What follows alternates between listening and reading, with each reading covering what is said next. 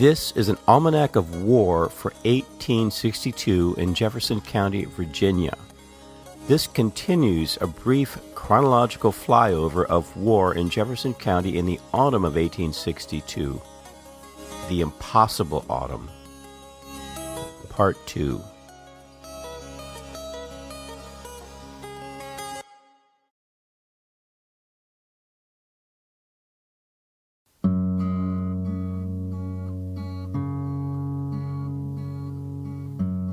September 13th. Weather cool. The fall of Harper's Ferry to the Confederates. Dennis Fry, chief historian at the Harper's Ferry National Historic Park, described the event. The point is, Maryland Heights as a position will collapse, but it was never taken. It was never seized by the Confederates, coming in what is known as the back door of Washington. The first point of combat is going to occur on Maryland Heights on September 13th between the forces of Lafayette McLaws and Colonel Miles. By noon, the Confederates had still not seized Maryland Heights. The Federals, although there had been a lapse in their line and they were forced to withdraw simply because of the inexperience of their troops, they had regained their strength, their fortitude, and were ready to fight. By 11 o'clock on September 13th, Jackson himself approached with about 15,000 men coming from the vicinity of Charlestown and Halltown in the Shenandoah Valley. Jackson stretched his divisions, his own division, the Stonewall Division under J.R. Jones. In the middle, he'll place Richard Ewell's division, which was now commanded by General Lawton, and then on the extreme right of the Confederate line, he placed A.P. Hill's division, which will stretch towards the Shenandoah River from the Potomac to the Shenandoah on Schoolhouse Ridge. Stonewall Jackson planted himself and about 15,000 Confederates in 3 divisions. Yes, Miles, the commander of the U.S. troops, was now trapped. Yes, the Confederates under Jackson himself were blocking any means of escape from the Potomac River to the Shenandoah River and through the Shenandoah Valley, but Miles still held the high ground and he held Maryland Heights. In the meantime, more Confederates arrived. This was the column that seized Loudon Heights. Now, Miles was completely surrounded. The Federals were literally in a hole, but Maryland Heights was still in the possession of the Federals. By 3 o'clock in the afternoon of the 13th, the Federals were still standing firm on Maryland Heights, and the Confederates were actually having quite a bit of difficulty trying to break through and even get around them. But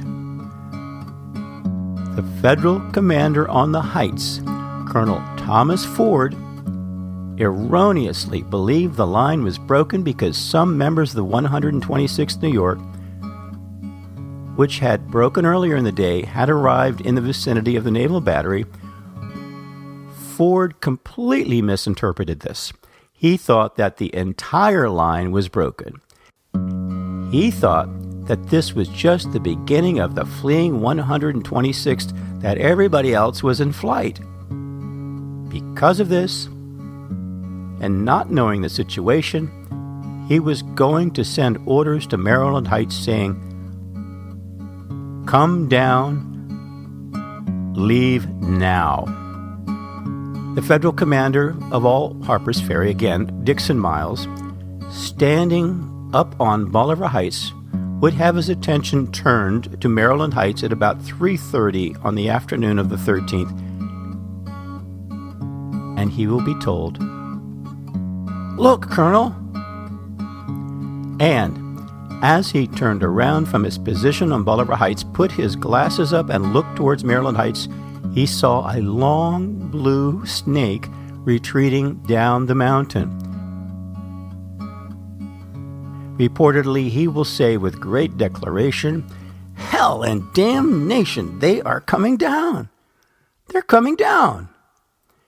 And with that, soon the fate of Harper's Ferry would be sealed.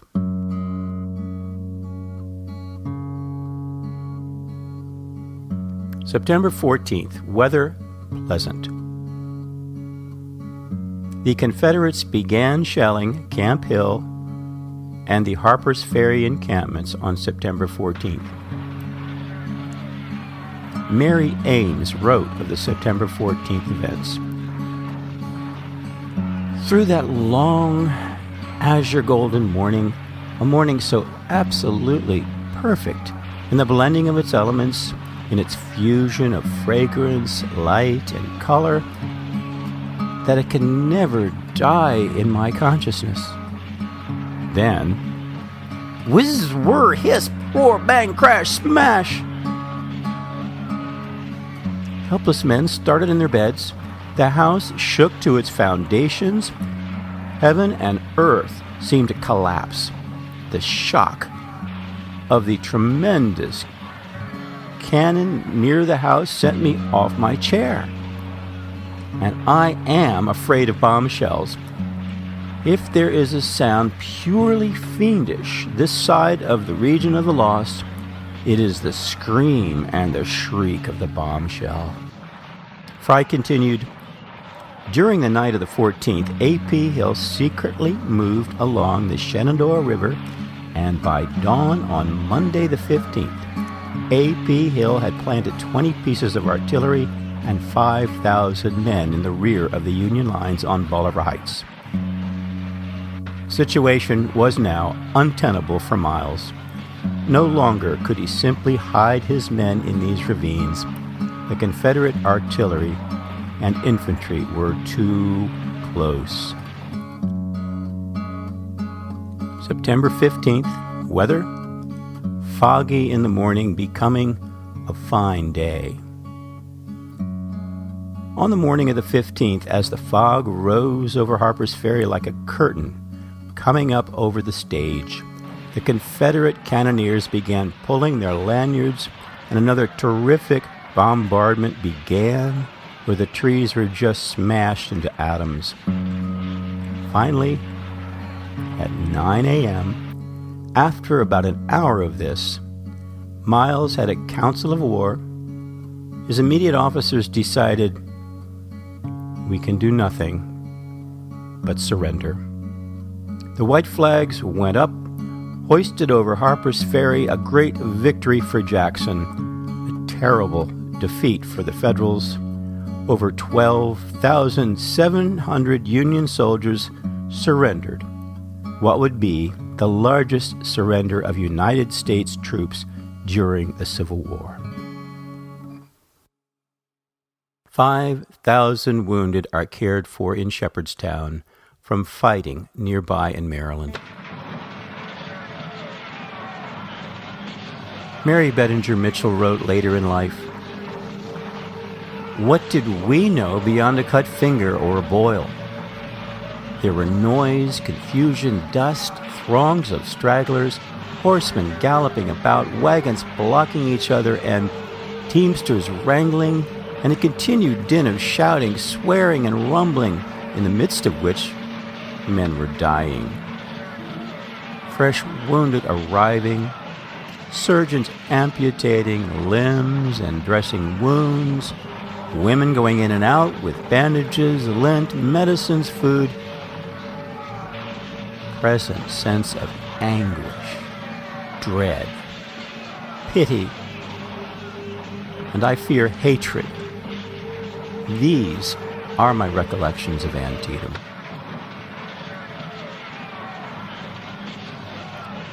Jonathan Letterman wrote, in addition to our own wounded, we had to care for 2,500 Confederate wounded from the Battle of South Mountain, Crampton's Gap, and Antietam. Those in houses progressed less favorably than those in barns, those in barns less favorably than those in the open air, although all were in other respects treated alike. Confederate cavalryman from Middleway, George M. Neese, wrote later in life of that day, "It is utterly incomprehensible and perfectly inconceivable how mortal men can stand and live under such an infantry fire as I heard today. Judging from the way the musketry roared, the whole surrounding air between the lines must have been thick with flying lead."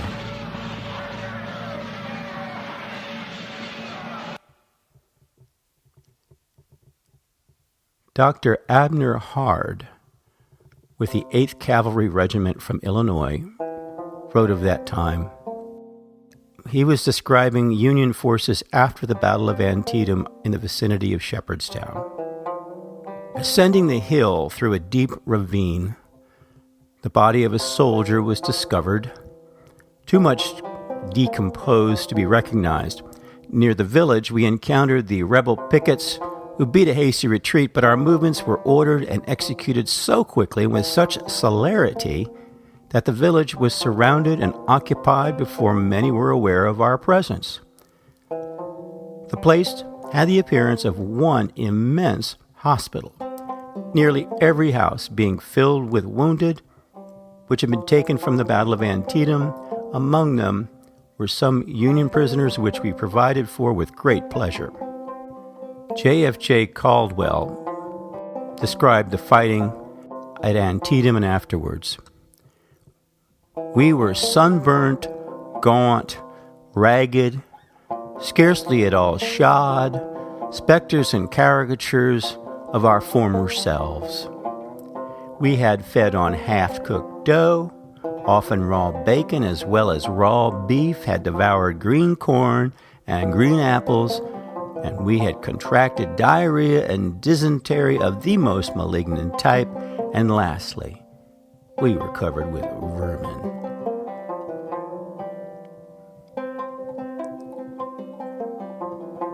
Serena K. Dandridge of Shepherdstown recalled a story about her mother, Dansky Dandridge, when she was a little girl during the Battle of Antietam. "There were times when Poplar Grove, our home, was the center of artillery skirmishes, and in one of these, when the rest of the family was safely ensconced in the cellar, little Dansky, in the room above, closed R.M. Ballantyne's book, Coral Island, and remarked, 'Now, I can tell my descendants that I finished a book during a battle.'"